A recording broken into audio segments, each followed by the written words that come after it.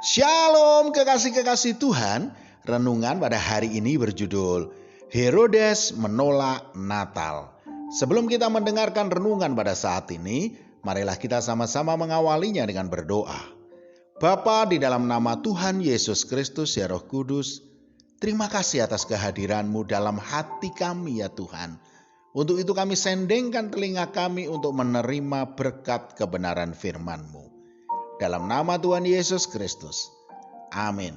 Firman Tuhan pada saat ini terambil dari Matius 2 ayat 1 sampai dengan 2. Sesudah Yesus dilahirkan di Betlehem di tanah Yudea pada zaman Raja Herodes, datanglah orang-orang Majus dari timur ke Yerusalem dan bertanya-tanya, "Di manakah dia raja orang Yahudi yang baru dilahirkan itu?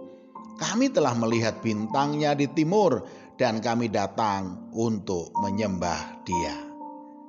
Kekasih-kekasih Tuhan, merasa tersaingi, terancam kedudukannya, dan merasa tidak senang oleh karena dikabarkan akan muncul calon raja lain di wilayahnya. Itulah yang dirasakan Herodes ketika orang-orang Majus menanyakan keberadaan calon raja Yahudi yang telah lahir. Terkejut, ya pastilah. Bukankah ia adalah raja atas seluruh Yudea? Lalu siapakah orang yang baru lahir dan akan menjadi raja atas Yudea? Akankah bayi ini kelak merebut kedudukannya sebagai raja? Mungkin perasaan-perasaan itulah yang berkecamuk dalam pikiran Herodes saat itu. Herodes khawatir akan kehilangan tahtanya dari raja Yahudi yang baru lahir itu. Seperti yang diberitahukan kepadanya oleh orang-orang Majus. Apalagi para imam kepala dan ahli Taurat juga mengatakan bahwa Mesias akan lahir sebagai raja. Matius 2 ayat 5 mengatakan, mereka berkata kepadanya, "Di Betlehem, di tanah Yudea, karena demikianlah ada tertulis dalam kitab Nabi." Karena merasa ketakutan tahtanya itu direbut, maka Herodes melakukan kekejaman di luar batas kemanusiaan hanya demi kekuasaan, yaitu pembunuhan bayi-bayi di Betlehem. Kalau dipikir-pikir, salah apakah bayi-bayi itu? Apakah bayi bisa mencelakai seorang raja seperti Herodes?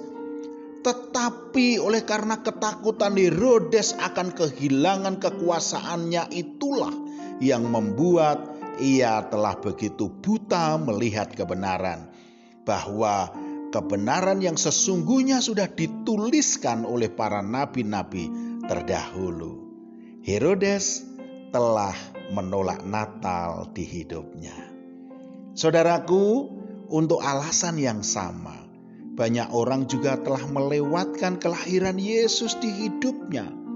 Mereka menolak Yesus lahir dalam hidupnya karena khawatir tahta duniawinya akan direbut, kenikmatan duniawinya, zona nyamannya, harta bendanya, kebebasannya, dan waktu mereka bisa hilang jika ikut Tuhan. Itulah yang iblis bisikkan di telinga kita.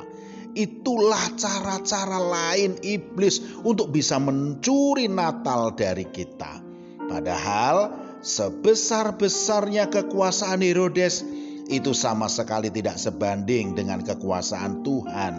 Sebaik apapun hidup kita di luar Yesus, itu tidak sebanding dengan sukacita dan damai sejahtera di dalam Dia. Saudaraku, sambutlah Natal dalam hidup kita. Maka Sang Natal itu akan membebaskan kita dari segala sekat tipu daya iblis dan menggantikannya dengan damai sejahtera, sukacita, dan kasih Bapa yang dicurahkan kepada kita melalui Putranya yang tunggal, Tuhan Yesus Kristus, serta anugerah Roh Kudus akan dicurahkan atas seluruh kehidupan kita. Amin. Mari kita berdoa. Bapa, di dalam nama Tuhan Yesus Kristus ya Roh Kudus, Terima kasih atas kasih-Mu yang telah rela hadir dalam kehidupan kami dalam Kristus Yesus untuk memberi keselamatan kekal dan damai sejahtera dalam kehidupan kami. Untuk itu kami mengucap syukur oleh karena kasih kebaikan-Mu. Dalam nama Tuhan Yesus Kristus. Amin. Selamat beraktivitas dan tetap semangat. Tuhan Yesus Kristus memberkati.